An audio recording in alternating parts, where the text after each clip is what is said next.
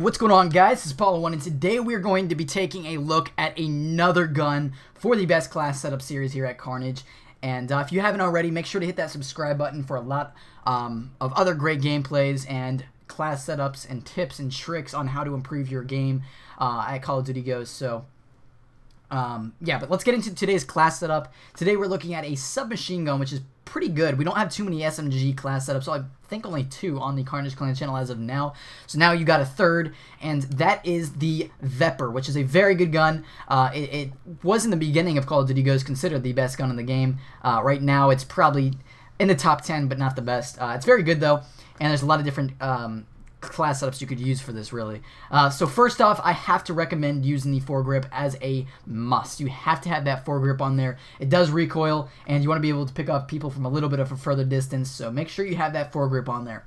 Second is actually a lot of different things that could work out, and that's what we're going to talk about. So the first thing is the muzzle brake. So this is going to increase the damage at longer distances, obviously. So you could always throw that on there. It's a submachine gun. You can pick off people from a little bit of further distance. You can get kills a little bit faster. It's always good. But of course, it's going to put you on the radar, and if you don't like being put on the radar, then you've got to throw that silencer on. That's literally all the silencer does.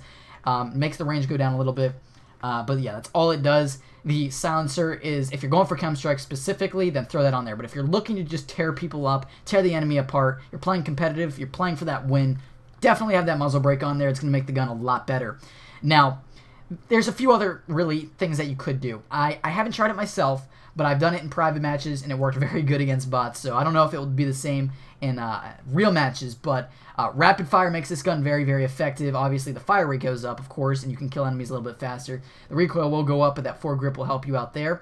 And the second thing you could always try using is extended mags. That's really just if you're that kind of guy that likes taking out more enemies at one time, and you don't like reloading constantly, then extended mags is for you, and you want to be able to, you know, pull off more kills in a single clip, then that's definitely for you. But if you're just looking at just fast-paced action, pick off this guy, pick off that guy, pick off this guy, definitely have that muzzle brake on. That's what I would go with. So my preferred class setup is the foregrip and muzzle brake on the VEPR. Now let's move on to perks.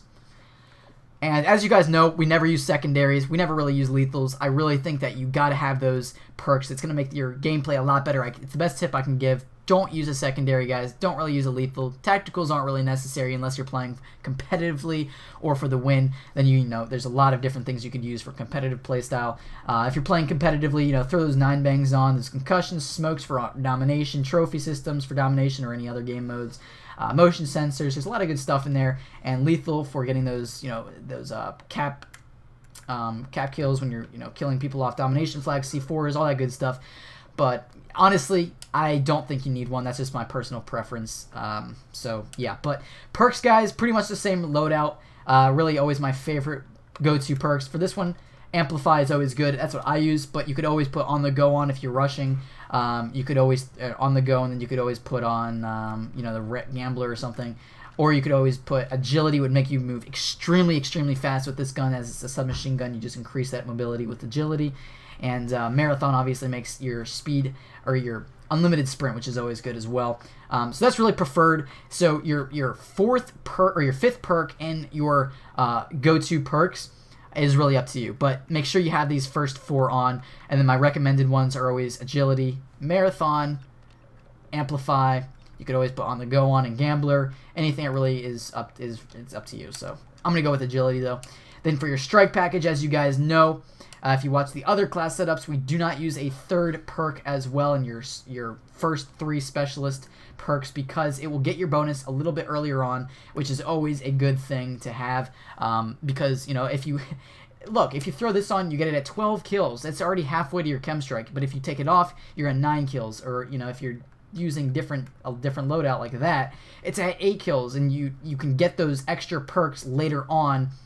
That you would originally get at like 15, 12 kills, you can get them at 8 kills, and it will help you out a lot more at an earlier on stage. You don't have to get that huge streak just to get your bonus. So that's just my my personal preference. But I'm going to use that as a placeholder as I show you guys the perks that I like to use. Basically, I'm going to use off the grid to stay off the radar, and I'm going to use, actually I'm going to use that as my placeholder because I want gambler, and I'm going to take this off, and that's what I'm going to use.